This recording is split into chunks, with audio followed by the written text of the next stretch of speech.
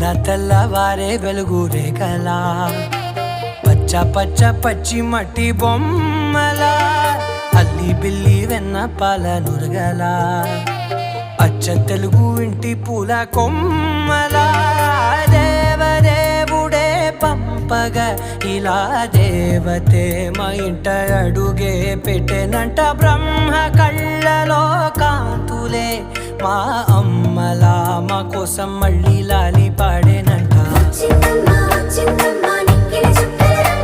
నా బ్రహ్మచర్యం బాకీ చెరిపేసిందమ్మా.